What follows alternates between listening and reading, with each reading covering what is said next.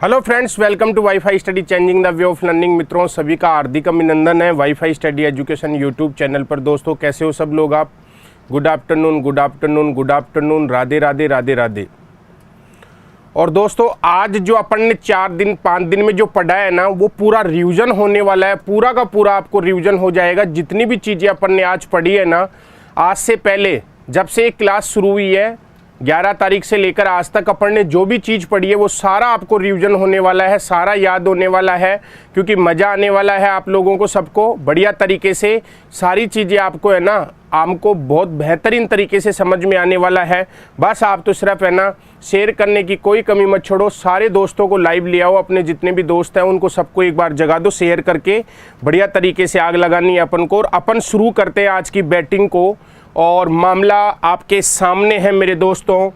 पहला देखो, रिपीट करेंगे, स्पीड से थोड़ा रिपीट करेंगे। सब चीज़ें लिखी हुई है। भारत के अन्य नाम क्या क्या है? मैम मुझे गायब कर दोगे क्या आप? पहला लिखा हुआ है क्वेश्चन, भारत के अन्य नाम में आर्यव्रत है, जम्बू द्वीप है, भारतवर्ष है, हिंदुस्तान है, इंडिया है। ये आपको ध्यान रखना है, ये सारी चीजें आपको देखनी है। भारत की राजधानी दिल्ली है, सबको पता है। भौगोलिक स्थिति तो भारत की भौगोलिक स्थिति की बात करें ग्लोब में मेरे मित्रों, तो भारत की भौगोलिक स्थिति उत्तर पूर्वी गोलार्ध में स्थित है। ये आपको याद रखना है। भारत का अक्षांशीय विस्तार 8 डिग्री 4 मिनट उत्तरी अक्षांश से 37 डिग्री 6 मिनट उत्तरी अक्षांश के बीच में है। ये भी आपको याद रखना है। जो पढ़े हैं उसको फास्ट रिपीट कर रहे हैं। भारत का देशांतरीय विस्तार 68 डिग्री 7 मिनट पूर्वी देशांतर से 97 डिग्री 25 मिनट पूर्वी देशांतर है। याद रखना है। भारत का जो मानक समय है वो 82.5 डिग्री पूर्वी देशांतर, जो इलाहाबाद के समीप मिर्जापुर के नैनी नामक स्थान से गुजरती है। और ये ग्रीनविच जो समय उससे 5.5 घंटे आगे है, आपको याद रखना है। भौगोलिक विस्तार में लंबाई भारत की उत्तर से दक्षिण 3214 किलोमीटर है और इसकी चौड़ाई पूर्व से पश्चिम 2933 किलोमीटर है, जिनके बारे में अपन ने चर्चा करी थी। आपको याद रखना है। क्लियर है मामला पूरा का पूरा। जलीय सीमा की बात करें तो भारत की जो जलीय सीमा है उसकी बात करें, भारत की स्थलीय सीमा की बात करें तो 15,200 किलोमीटर है। आपको याद रखना है 15,200 किलोमीटर। ये आपको ध्यान रखना है। ये थोड़ी सी टाइपिंग मिस्टेक है, मैं इसको क्रॉस मार रहा हूं। और जलीय सीमा 7516.6 किलोमीटर है। प्रादेशिक जलीय सीमा की बात करें, जिसको तटीय सीमा भी बोलेंगे, जिसको क्या भी बोलेंगे, तटीय सीमा भी बोलेंगे मेरे मित्रों। और तटीय सीमा की बात करूं तो ये 12 नॉटिकल मील पर है, जिसकी चर्चा अपन ने करी थी। समझ में है ना? 12 नॉटिकल मील पर है, जिसकी अपन ने चर्चा करी थी, 12 नॉटिकल मील। और भारत का संलग्न क्षेत्र की अगर मैं बात करूं तो इसको बोलेंगे EFZ, जिसकी अपन ने चर्चा करी थी। और ये 24 नॉटिकल मील पर है। ये आपको याद रखना है, ठीक है ना? जो पढ़ रहे हैं सारी चीजें अपन फास्ट रिपीट कर रहे हैं मेरे मित्रों, लेकिन शेयर करके अपने दोस्तों को जगाओ यार, ऐसे काम नहीं चलने वाला है। शेयर करके अपने दोस्तों को जगा दो। और भाई जिसने डिसलाइक किया है वो वापस ले ले यार, भाई ऐसे क्यों कर रहा है तू? अन्य आर्थिक क्षेत्र की बात करें तो इसको EEZ बोलेंगे, जिसकी बात अपन ने की थी। ये 200 नॉटिकल मील पर स्थित है। ये आपको याद रखना है। भारत की जलवायु उष्णकटिबंधीय मानसूनी जलवायु है। ये भी आपको याद रखना है। अपन ने इसकी भी चर्चा करी थी, उष्णकटिबंधीय मानसूनी जलवायु है। ये भी आपको याद रखना है। क्षेत्रफल 32,87,263 है। विश्व के कुल क्षेत्रफल का 2.4% है। ये याद रखना है। विश्व के कुल क्षेत्रफल का कितना है? 2.4%। ये आपको याद रखना है। हमारे भारत के पास में है मेरे मित्रों। क्षेत्रफल की दृष्टि से विश्व में स्थान इसका 7वां है, जिसकी अपन ने चर्चा करी थी। जनसंख्या आपको पता ही है 1 अरब 21 करोड़ है, जो कुल जनसंख्या का 17.7% है। ये आपको ध्यान रखना है। जनसंख्या की दृष्टि से विश्व में हमारा दूसरा स्थान है। दशकीय जनसंख्या वृद्धि जो दर है 2001 से 2011 के बीच में 17.7% है। ये आपको ध्यान रखना है। लिंगानुपात 943 प्रति 1000 पुरुषों के बीच में। शिशु लिंगानुपात 918 है। ये आपको याद रखना है।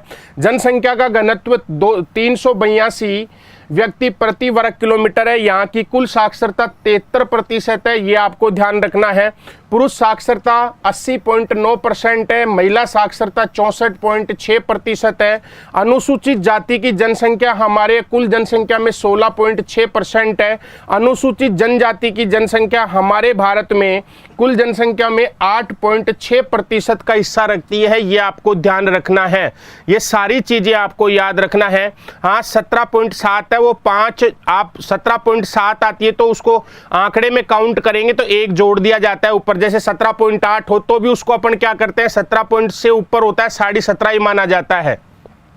यह आपको ध्यान रखना है। जैसे कोई फिगर आपका ये 17.6 है तो अपन 17.5, अब ये 5 से आगे 9 तक का इसी में काउंट होता है, यह आपको ध्यान रखना है। केंद्र शासित प्रदेशों की संख्या वर्तमान में आपको याद रखना है 9 है, और जब दमन दीव बन जाएगा, अभी घोषणा हुई है उसकी, बना नहीं है, तो 8 रहेंगे, ये आपको ध्यान रखना है। भारत में राज्यों की संख्या 28 है। ज्यामितीय आकार इसका चतुष्कोणीय है, आपको याद रखना है। भारत में पर्वतीय क्षेत्रों का विस्तार अगर आपसे पूछे तो भारत के कुल क्षेत्रफल के 10.7% भाग पर पर्वत पाए जाते हैं, ये आपको याद रखना है। पहाड़ी क्षेत्र 16.6% भाग पर पाया जाता है। पठारी क्षेत्र 27.7% भाग पर पाए जाते हैं, और भारत की कुल भूमि में मैदान 43% पर, यह आपको याद रखना है। भारत में कर्क रेखा 8 राज्यों से गुजरती है, जिनका मैंने कोड बताया था, गुरुम, छज्जा, पवित्रम, यह आपको याद रखना है। गुजरात, राजस्थान, मध्य प्रदेश, छत्तीसगढ़, झारखंड, पश्चिमी बंगाल, त्रिपुरा और मिजोरम, ठीक है ना। ये आपको सारे के सारे फैक्ट याद रखने हैं। रैपिडली अपन रिवीजन कर रहे हैं इसका मेरे मित्रों, यह आपको ध्यान रखना है। भारत के मुख्य स्थलीय भूभाग का अक्षांशीय विस्तार किन अक्षांशों के बीच में है, तो याद रखना है मुख्य, देखो पूछ रहे हैं मुख्य स्थलीय भूभाग का अक्षांशीय विस्तार 8 डिग्री 4 मिनट उत्तरी अक्षांश से 37 डिग्री 6 मिनट उत्तरी अक्षांश के बीच में है। भारतीय मानक समय रेखा किन राज्यों से होकर गुजरती है, तो मैंने बताया था आपको कि छग्गू उड़ा आंधी से, तो उत्तर प्रदेश, मध्य प्रदेश, छत्तीसगढ़, उड़ीसा और आंध्र प्रदेश। भारत के शीर्ष 5 तटरेखा वाले राज्य कौन कौन से हैं जिनकी तटरेखा सबसे लंबी होती है, तो मैंने बताया था पहले नंबर पर गुजरात है, सेकंड नंबर पर आंध्र प्रदेश है, और आगे याद रखना 3 नंबर पर तमिलनाडु, 4 नंबर पर महाराष्ट्र, 5 नंबर पर केरल। भारत में कर्क रेखा कितने और किन राज्यों से होकर गुजरती है, तो 8 राज्यों से होकर गुजर रही है। ये सामान्य परिचय से किसी एग्जाम में आए हुए क्वेश्चन है, जिनको मैंने 1 लाइन के रूप में लिखवाया है आपके सामने। भारत में कर्क रेखा पर स्थित शहर रांची है, झारखंड की राजधानी है, याद रखना है। झारखंड की राजधानी रांची कर्क रेखा पर स्थित है, यह आपको ध्यान रखना है। त्रिपुरा और बांग्लादेश की सीमा को कौन सी उपमा प्रदान की गई है, शून्य या जीरो रेखा या जीरो लाइन की उपमा प्रदान की गई है, याद रखना है। त्रिपुरा और बांग्लादेश की सीमा जो रेखा है उसको शून्य रेखा या जीरो लाइन की उपमा प्रदान की गई है। पाकिस्तान किस रेखा के सारे कच्छ के रन का बंटवारा चाहता है, 24 डिग्री अक्षांश रेखा, जिसके विवाद के बारे में अपन ने पढ़ लिया था। सर रेडक्लिफ द्वारा भारत के मध्य अंतरराष्ट्रीय सीमा का निर्धारण कब किया, 15 अगस्त 1947 को किया गया था, जिसका इंप्लीमेंट 17 अगस्त को हुआ था, याद रखना है। भारत विभाजन के पूर्व भारत अफगानिस्तान की सीमा रेखा कौन सी थी, ड्यूरंड रेखा थी, याद रखना है। भारत का जब विभाजन नहीं हुआ था तो भारत और अफगानिस्तान के बीच में ड्यूरंड रेखा थी, और वर्तमान में ड्यूरंड रेखा अब मेरे मित्रों पाकिस्तान और अफगानिस्तान के बीच में है, ये आपको याद रखना है। मैकमोहन रेखा का निर्धारण 27 अप्रैल 1914 को हुआ था, याद रखना है। भारत की सर्वाधिक लंबी स्थलीय अंतरराष्ट्रीय सीमा बांग्लादेश के साथ में है। सबसे छोटा राज्य गोवा है, जिसका क्षेत्रफल 3702 वर्ग किलोमीटर है, यह आपको याद रखना है। सेट है मामला पूरा, शेयर करा।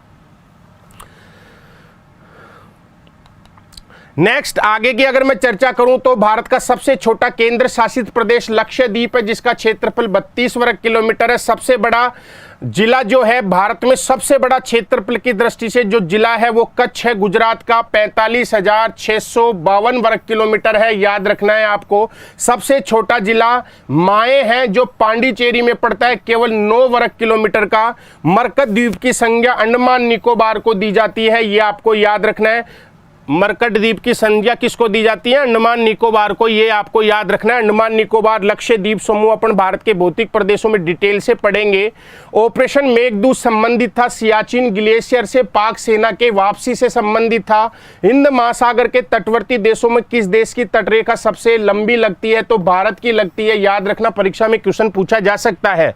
समझ में है ना? हिंद महासागर के तटवर्ती देशों में किस देश की तटरेखा सर्वाधिक लंबी है? भारत की तटरेखा है। भारत के किस प्रदेश की सीमा म्यांमार से सर्वाधिक स्पर्श करती है? अरुणाचल प्रदेश की करती है। याद रखना है।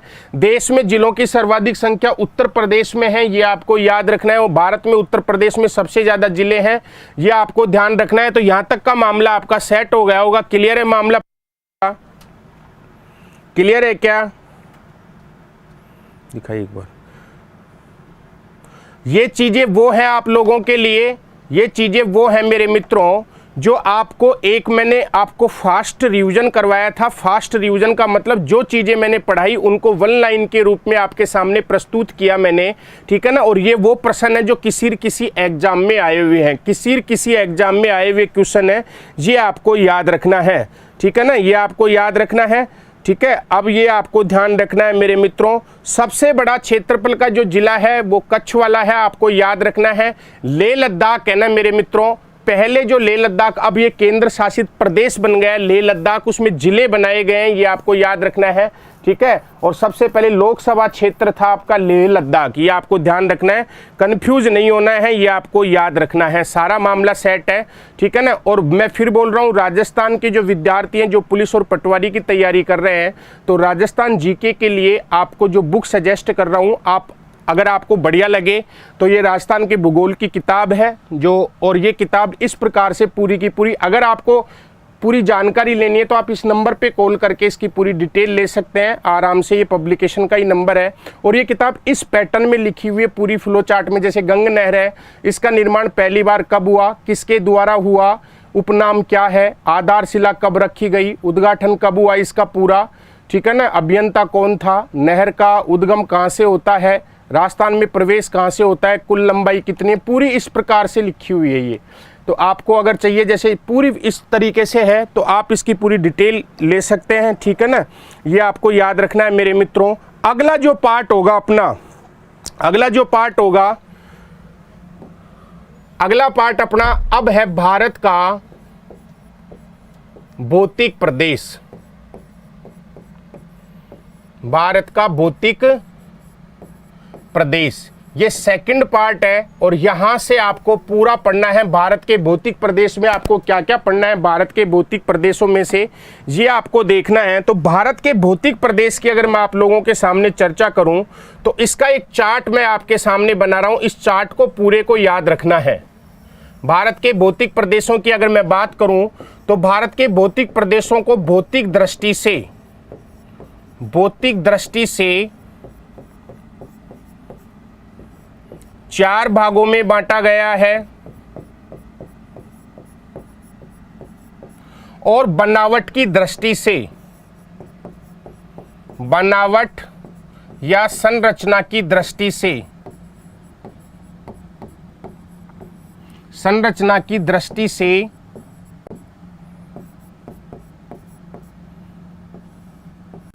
6 भागों में बांटा गया है।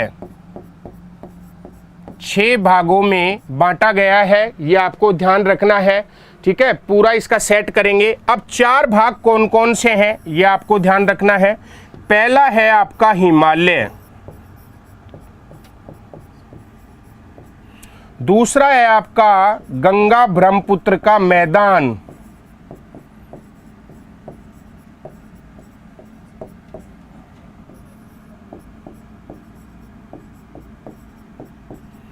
तीसरा है आपका तटीय मैदान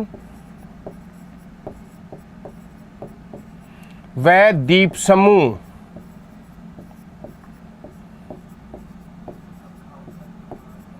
और चौथा है आपका प्रायद्वीपीय पठारी भाग, प्रायद्वीपीय पठारी भाग। ये 4 भाग भौतिक दृष्टि से हैं, A, B, सी डी। अब बात करेंगे अपन 6 की। अब बात करेंगे 6 की मेरे मित्रों। तो 6 की अगर संरचना की दृष्टि से अगर मैं बात करूं तो ए, बी, सी और डी ये तो एज इट इज हैं, सारे के सारे चारों ऐसे कैसे हैं। 5वें की बात करूं, इसमें क्या कर दिया 5वें में मेरे मित्रों, इसमें पश्चिम का मरुस्थल शामिल कर दिया, एक पश्चिम का मरुस्थल, और एक इसमें शामिल कर दिया द्वीप समूह और तटीय जो मैदान है इनको अलग कर दिया। यहाँ पे द्वीप समूह और तटीय मैदानों को अलग कर दिया, तटीय मैदान, और एक बना दिया आपके द्वीप समूह, द्वीप समूह। तो ए ऐसे कैसे है, बी ऐसे कैसे है, जो सी है, जो सी है इसको क्या किया है, ए, बी और आपका डी, ये हो गया। ये तो एज इट इज है, यानी कि प्रायद्वीप, गंगा ब्रह्मपुत्र का मैदान और हिमालय, ये तो एज इट इज है। और इन दोनों को यहाँ पे अलग कर दिया बनावट और संरचना की दृष्टि से, तटीय मैदान अलग और द्वीप समूह अलग, और एक नया और जोड़ दिया पश्चिम का मरुस्थल, एक नया और जोड़ दिया पश्चिम का मरुस्थल। ये आपको ध्यान रखना है, ठीक है ना। अरे टेस्ट का वन लाइनर क्वेश्चन करा तो दिए ना, वन लाइनर के क्वेश्चन आपको कम से कम मैंने 60 से 65 सवाल मैंने आपको करवाए हैं, ठीक है ना, ये आपको याद रखना है। अब जो वस्तुनिष्ठ प्रश्न आप ये करो ए, बी, सी, डी वाले ऑप्शन वाले लेने हैं तो वो अगले टेस्ट में लेंगे। एक वन लाइनर वाले क्वेश्चन मैंने आपको फास्ट रिपीट करवा दिया है, क्योंकि कोर्स बहुत लंबा चौड़ा है, ये कोर्स बहुत लंबा चौड़ा है, ऐसे नहीं है कि मैं एक ही चीज़ के पीछे पड़ जाऊं। तो टेस्ट वाला जो पार्ट है आपका, वो टेस्ट वाला पार्ट मैंने लिया है आपको पूरा का पूरा, ये आपको ध्यान रखना है, ठीक है। और उसके बाद में अरे तो टेस्ट वन लाइनर के क्वेश्चन दे तो दिए मैंने आपको, वन लाइनर के क्वेश्चन दिए तो हैं मैंने आपको।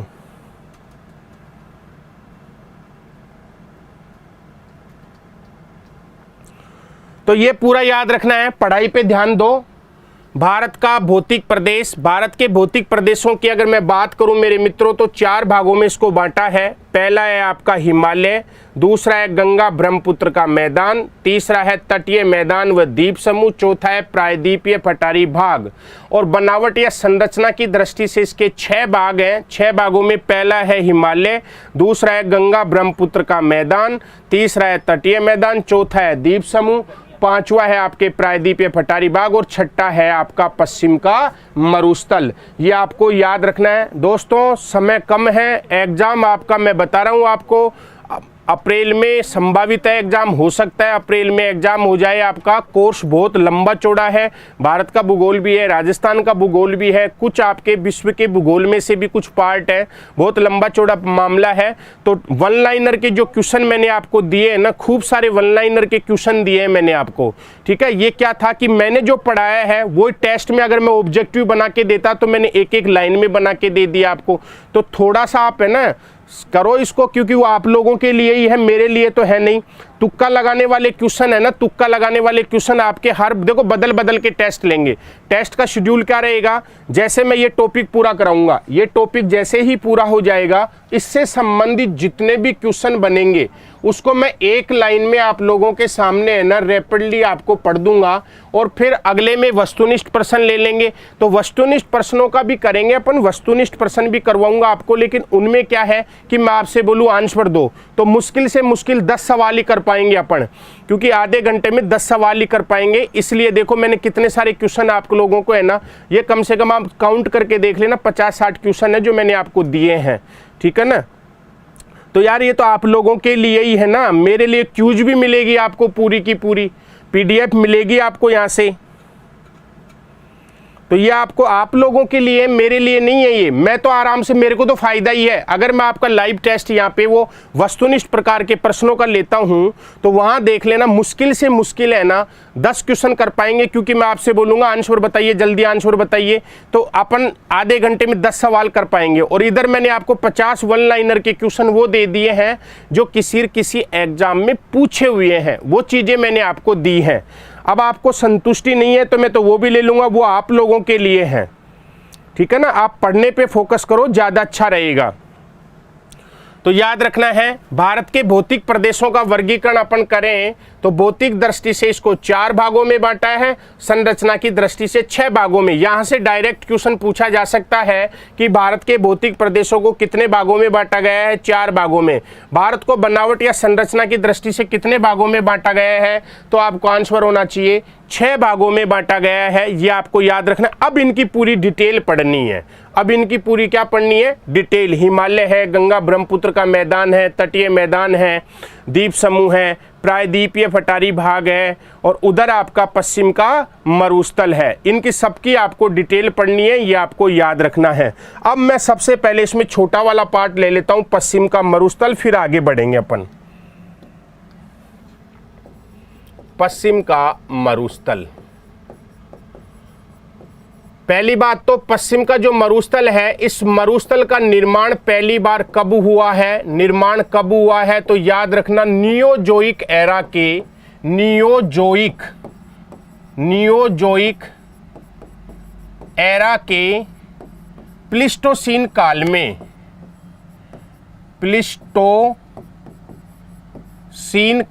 प्लीस्टोसीन काल में याद रखना है, नियोजोइक एरा के प्लीस्टोसीन काल में इसका निर्माण हुआ है। पश्चिम का मरुस्थल किसका विस्तार है, हमारे यहाँ पे भारत में ये किसका विस्तार है, तो ये हमारे सहारा के मरुस्थल का विस्तार है। सहारा जिसको बोला जाता है ग्रेट